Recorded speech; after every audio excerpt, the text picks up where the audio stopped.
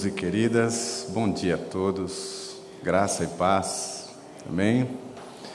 Nós vamos juntos nesta manhã celebrar a Santa Ceia do Senhor.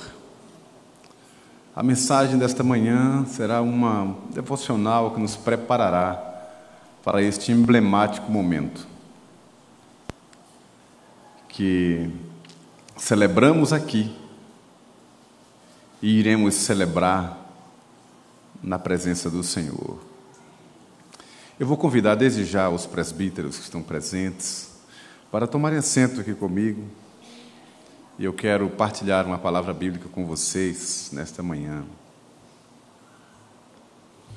Quero aproveitar, antes de ler o texto e pregar, reforçar o pedido de oração do nosso irmão, pastor Josué Rodrigues, em favor do nosso irmão, pastor José Dilson, que está no Senegal, e ele tem me mandado notícias, pastor Josué, sempre, praticamente todos os dias ele me manda uma mensagem, um e-mail falando sobre a situação do irmão. Continua, não é? A pendência continua na mesma, mas existem órgãos mobilizados. Eu estava essa semana com o presbítero Daniel em São Luís, lá no Maranhão, e nós vimos num jornal, a Folha, Estado, né? Estado de São Paulo, uma matéria sobre o pastor José Dilson, uma entrevista com o pastor Josué Rodrigues, e uma matéria sobre a ação do senador Magno Malta, que tem sido um senador muito atuante, não é, em causas importantes e nobres, e ele peitou isso. Fiquei muito feliz com isso. Então, existe uma mobilização. Ele teve um encontro com o diplomata do Senegal, e nós estamos orando em favor disso, não é? Nós cremos que quando Deus estende a sua mão de poder, ninguém pode deter. Deus é soberano, não é? Mas Ele mandou que a igreja orasse. E é o que nós devemos continuar fazendo, porque Deus tem um propósito, um plano em todas as coisas, não é? Louvado seja o seu nome. Falando nisso, em seu plano, aconteceu essa semana no Congresso algo muito curioso, muito específico. Eu não sei se o presbítero Daniel já tinha experimentado isso alguma outra vez no Congresso, de o preletor não ir. E aí foi uma prova de fogo, tanto para a liderança do presbítero Daniel quanto para mim, coisa inusitada, mas que mostra como Deus age. Ô Daniel, conta aqui para a igreja, isso vai ser uma coisa chique.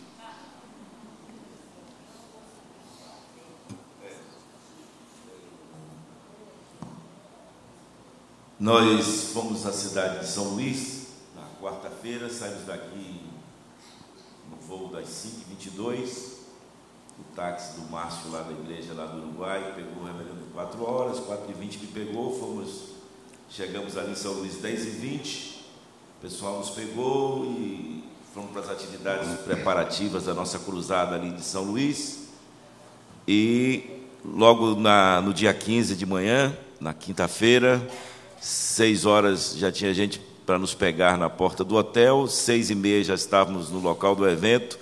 A Rede Globo fez lá o Bom Dia São Luís, lá, e nós demos entrevista convidando as pessoas e outras atividades. Meio-dia fomos para a rádio, uma entrevista ao vivo, e quando eu estava lá no meio da entrevista, o telefone toca, e eu saí do estúdio, era o reverendo Hernandes, e ele dizia: meu irmão, só para fazer um parêntese aqui.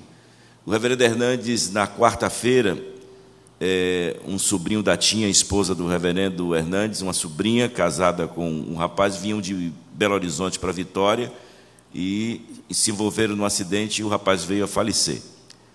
E ele pediu orações, mas deixou o sepultamento do dia 15 para alguém fazer, pegou um avião de Vitória a Belo Horizonte, de Belo Horizonte para Brasília, o avião atrasou e perdeu a conexão para São Luís, e não houve jeito dele chegar para São Luís. E aí nós estávamos ali no estúdio, e no final da entrevista, o repórter disse: e aí, tudo certo? Vamos. E aí eu disse: tudo certo, vai ter um pregador da palavra de Deus de noite para pregar. Não disse nada, né? Mas eu ali sabia, e tentamos de todas as formas, e não foi possível o reverendo chegar. E aí os pastores de lá, o presidente do Sínodo: e agora? Eu disse: Deus já escolheu, certo? Na hora, e uns 20 minutos a 30 antes, eu disse: reverendo, nós fomos para o hotel depois de passarmos a música lá na praça, é o senhor que vai pregar, né? Aí Raquel disse: mas você disse que não tinha tanto tempo. Eu disse: não, se eu dissesse 2 horas antes, ele ia ficar 2 horas antes, mais 20 minutos, mas graças a Deus foi uma pregação abençoada. E um presbítero lá, depois nós saímos no outro dia para a TV Difusora lá, para botar o programa Verdade e Vida em rede aberta. Ele disse: olha, aquela mensagem foi para mim, né? Ele dava o testemunho que Deus tinha falado para ele, certo? Mas Deus falou ricamente e poderosamente. Foi o maior evento presbiteriano ali. Eles ficaram assim temerosos, porque é uma praça muito grande, é a praça de eventos lá de São Luís, e Deus abençoou sobremaneira ali durante aquela cruzada. E nós vamos voltar lá, se Deus quiser. Irmãos, a questão toda era a expectativa que o povo todo, né, tinha desejo de ouvir o pastor Hernandes. Frustração muito grande, né? A gente estava até com medo de dizer, como é que a gente ia dizer? Não é? Já era a segunda vez que o pastor Hernandes deveria ter estado com eles, né? Então, uma sede muito grande para ouvir o pastor Hernandes. Aí, imagina, Itamar lá na frente para pregar. Foi muito difícil. Para eles, principalmente. Para mim, eu estava tranquilo nesse sentido de pregar, porque a palavra de Deus tem o costume de pregar, não numa cruzada assim, mas a questão toda era a frustração do povo em relação a ouvir o pastor Hernandes. Quando eu assumi a palavra, eu fui dizendo logo para o povo que estava lá: irmãos, olha, eu não queria estar no meu lugar, né? Mas Deus é quem sabe, Deus é soberano. É isso que eu comecei falando. O coração do homem faz seus planos, mas a resposta sempre vem dos lábios do Senhor, né? Deus tem um propósito em tudo isso. E foi uma experiência diferente e interessante, mas em tudo a gente vê a mão do Senhor. Agora abra sua Bíblia no Evangelho de Jesus Cristo, escrito por João, no capítulo 15. É um capítulo preciosíssimo. Eu vou basear a mensagem desta manhã em apenas 8 versículos, mas é um texto tão lindo, tão importante, que eu vou ler o texto inteiro para nossa edificação. Depois eu recortarei aqui alguns versículos para partilhar uma mensagem com você que está aqui nesta manhã e você que acompanha pela internet. Acompanhe o que eu vou dizer. João capítulo 15, a partir do verso 1. Disse Jesus: eu sou a videira verdadeira e meu Pai é o agricultor. Todo ramo que, estando em mim, não der fruto, ele o corta. E todo o que dá fruto, limpa, para que produza mais fruto ainda. Vós já estáis limpos pela palavra que vos tenho falado. Permanecei em mim, e eu permanecerei em vós.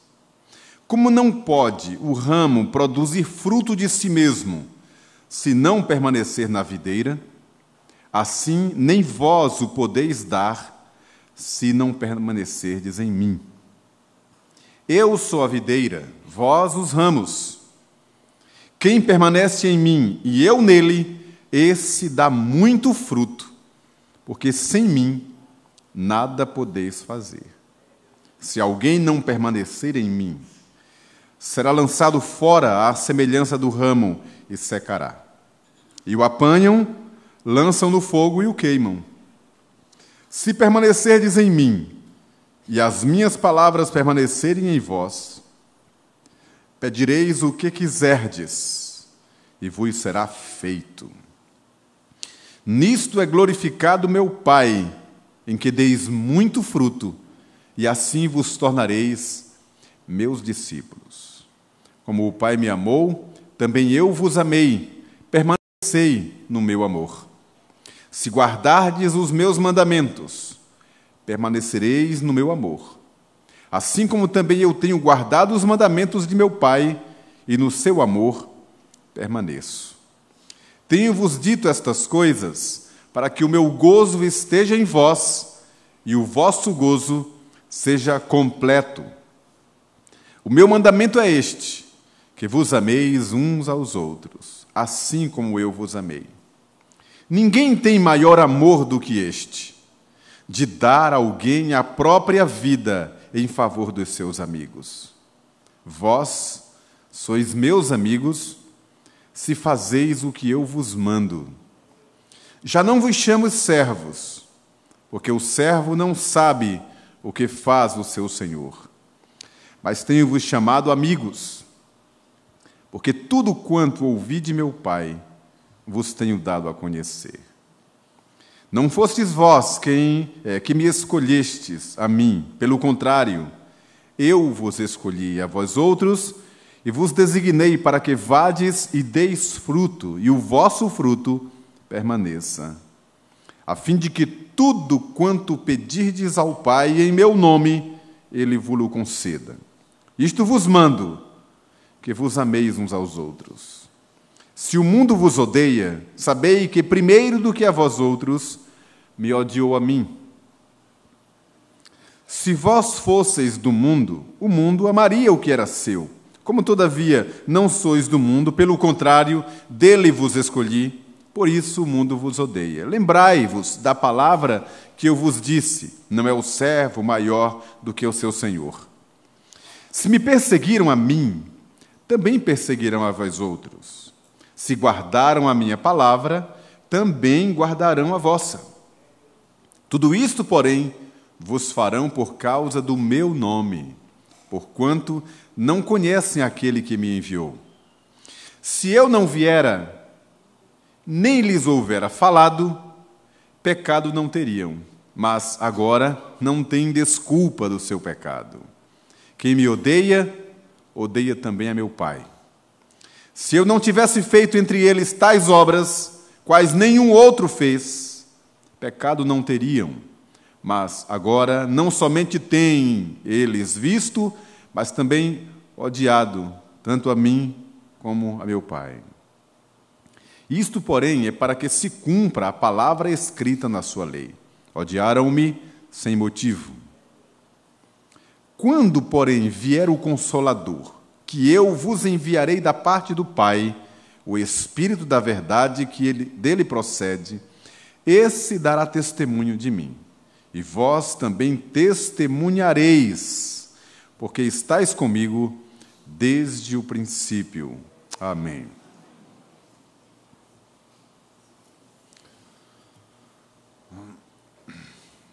Bom, como um bom pedrinhense,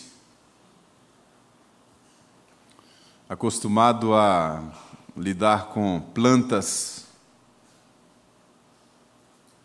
árvores, esta porção, esta passagem, especialmente os 8 primeiros versículos, eles são mais do que claros. A questão do ramo que está ligado ao tronco. E eu me lembro, eu andava muito caçando passarinho, me arrependo muito disso mesmo. Andava por aquelas matas, coisas que eu não entendo como é que os meus pais deixavam. Se fosse hoje com os meus filhos, eu acho que eu ficaria maluco, porque era uma coisa meio irresponsável. A gente saía calçado apenas numa havaiana japonesa, sei lá, um chinelo, às vezes, no máximo, um tênis de short, camiseta, às vezes sem camisa, por aquelas matas, pastos, lugares desconhecidos, passávamos sustos, perigos diversos em lugares que não conhecíamos, caíamos em barrancos, em buracos. Eu me lembro de uma vez, eu estava apenas calçado num chinelo, caçando passarinho, olhando para cima com um estilingue na mão, embaixo de uma árvore. E daqui a pouco, olhando para cima, vi alguma coisa se movendo, se mexendo embaixo do meu pé. Quando eu olhei, era uma cobra jararaca, pequena assim. E ela mexendo com a cabeça, e Deus é tão misericordioso que o lugar onde eu pisei, sem ver, não permitia que a cabeça tivesse espaço para me picar. E eu fiquei paralisado ali, primeiro com medo, depois pensando o que é que eu ia fazer. E eu estava próximo de um galho, quebrei um pedaço do galho, e fiquei tentando, sei que eu consegui matar aquela cobra. É uma criatura de Deus, mas a gente não tem a menor crise de consciência de matar. A gente mata com a maior alegria. Perigos dessa ordem. Eu lembro que, às vezes, passando naquelas matas, lugares desconhecidos, e o medo da gente era o único, não saber como voltar. Andávamos, às vezes, com uma faca, um facão, ou então nada mesmo, e a gente quebrava galhos para nos servirem de referência na volta, por onde havíamos passado. Era uma trilha que a gente fazia no meio do nada, sempre no mato, com galhos quebrados. Na ida, na volta, a gente encontrava aqueles galhos, naturalmente, todos, né, Genal? Murchos. E é mais do que natural.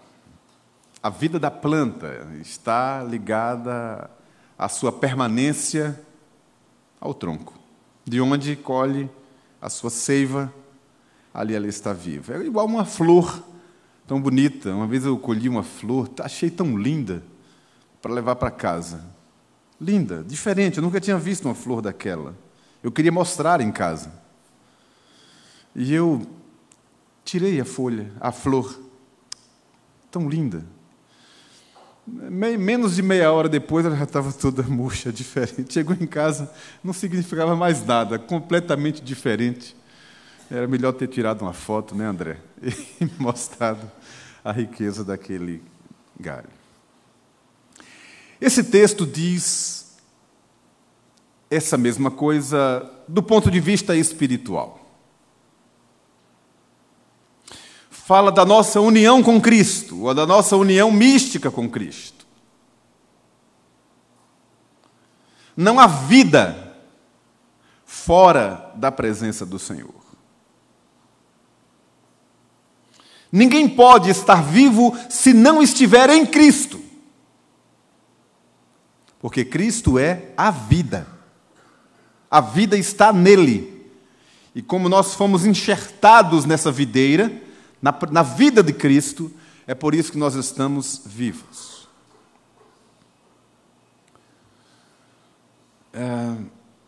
Qualquer pessoa, ela pode estar ativa, trabalhando, vivendo, humanamente falando, ter família, emprego, amigos, sorrir, brincar, fazer tudo o que uma outra pessoa faz.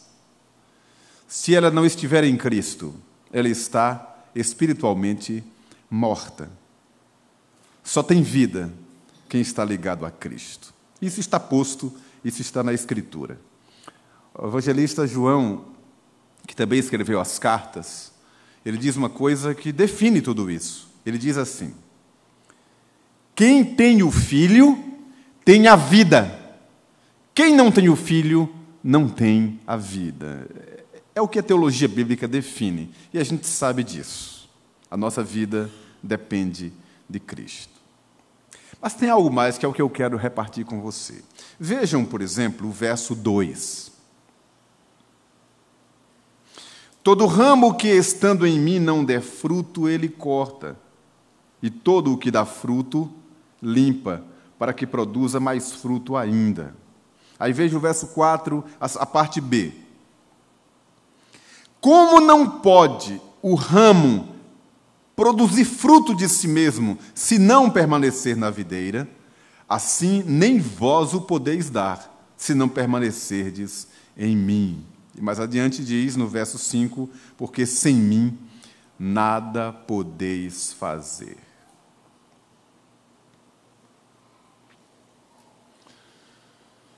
Duas verdades eu quero extrair daqui para que você saia daqui nesta manhã com uma mensagem no seu coração. A primeira delas é o permanecer. Que se você não notou, depois, não agora, ponha os olhos no texto e conte quantas vezes aparece a palavra, o verbo permanecer ou a expressão permaneço. Enfática, repetitiva, porque é o tom desse texto.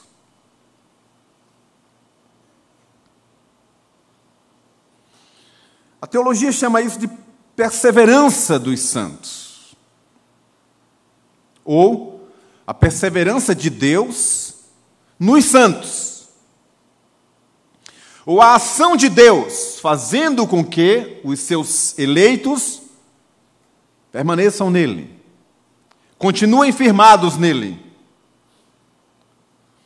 O Senhor Jesus disse aos seus discípulos, está em João capítulo 6, que fala a respeito da Santa Ceia. Ele disse, quem de mim se alimenta, por mim viverá. Quem não comer a minha carne, não beber o meu sangue, não tem a vida permanentemente em si. Usa a expressão da permanência, do continuar, que é algo próprio do eleito. Só o eleito pode permanecer no Senhor. E só Deus pode operar isso em nossa vida. Então é importante a gente saber discernir essas coisas. Vejam, como é que a gente pode saber que alguém é do Senhor ou não? É a perseverança. É essa permanência. É esse estar no Senhor, continuar no Senhor. Lembre de Mateus capítulo 24, versículos 12 e 14. O Senhor Jesus disse assim, aquele que perseverar até o fim, esse será salvo. A perseverança é o sinal. Não depende de mim, nem de você, é obra do Senhor. Então notem que há uma ênfase nessa palavra permanecer, continuar, estar firmado. Notem isso porque a nossa geração é uma geração inconstante, volúvel, de altos e baixos. Pessoas que não se firmam em nada, que não têm raiz. São pessoas que, por muito pouco, deixam a congregação, andam de igreja em igreja.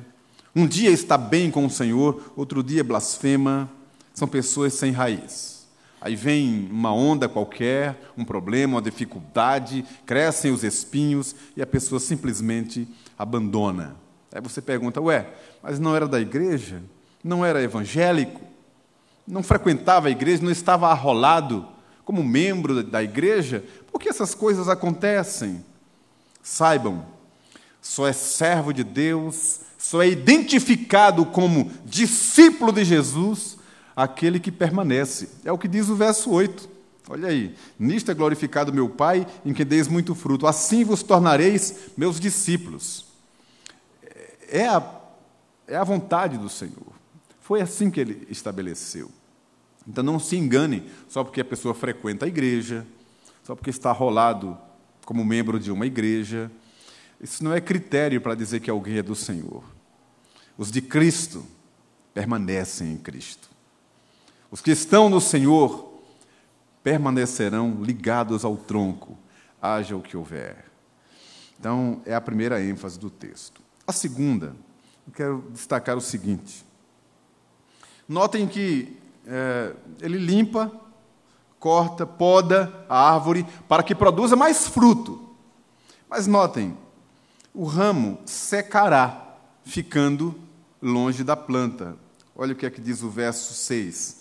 Se alguém não permanecer, e aí volta a palavra permanência, né? Se alguém não permanecer em mim, será lançado fora à semelhança do ramo e secará. E o apanham, lançam no fogo e o queimam. Ora, todos nós sabemos. Você pega um tição lá daquela fogueira, ardente, bonita. Aí você tira o tição, afasta dos demais. Por um tempo, ainda fica ali a brasa, às vezes até uma chamazinha, que vai se apagando, depois fica só a brasa acesa. Daqui a poucos minutos, aquela brasa também se apaga, e aquele tição fora do braseiro, fora da fogueira, também se apaga, e a fogueira continua ali acesa. A gente sabe que é assim. Quando a gente se aproxima de uma fogueira e fica ali perto dela, parado, permanece ali do lado da fogueira, qual é o efeito que acontece? Somos iluminados e aquecidos. E se permanecermos ali, continuamos aquecidos e iluminados. Se nos afastarmos, o que acontece?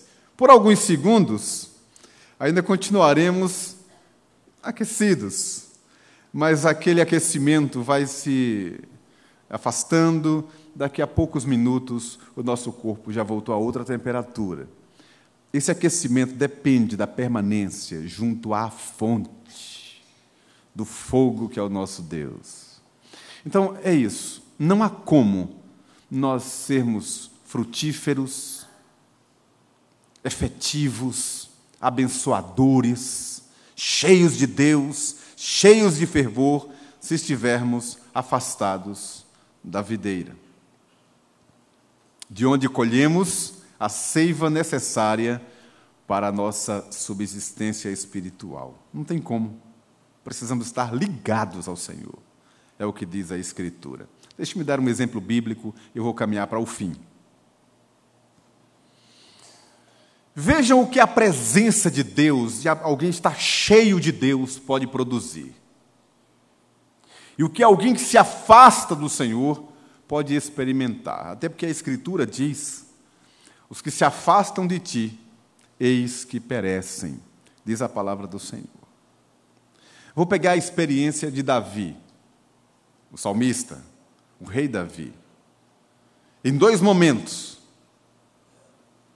eu tenho um Davi cheio de Deus, em comunhão com Deus, enfrentando não apenas o gigante Golias, que ali era só um detalhe, mas ele estava enfrentando uma situação maior do que ele. Talvez a responsabilidade de Davi, ela era muitas vezes maior do que Golias, porque aquela luta determinaria a vitória ou a derrota da nação. Era uma responsabilidade muito grande, gigantesca, e Davi enfrentou pelo Senhor. E ele declarou isso, ele disse ao gigante: você vem a mim com paus, aliás, você vem a mim com espada, lança, escudo, mas eu vou a ti em nome do Senhor dos Exércitos, a quem você afronta. Era uma consciência de alguém que de fato estava confiante na presença do Senhor. A presença de Deus nos proporciona isso: firmeza, segurança, vigor espiritual. Aí depois, Davi dá bobeira na sua vida espiritual, peca, se afasta de Deus, sentia que a alegria da salvação tinha desaparecido, tanto é que ele pediu: restitui-me a alegria da salvação, longe de Deus. Aí começou a sentir medo dos inimigos, achar que o seu pé estava quase resvalando, estava quase se desviando. Começou a sentir uma síndrome de tantos elementos, uma pessoa completamente diferente. Você lê o Salmo 38 e lê o Salmo 26, por exemplo, e não acredita que é a mesma pessoa que está ali. Momentos diferentes, de força, de vigor e de fraqueza, por estar longe da presença do Senhor.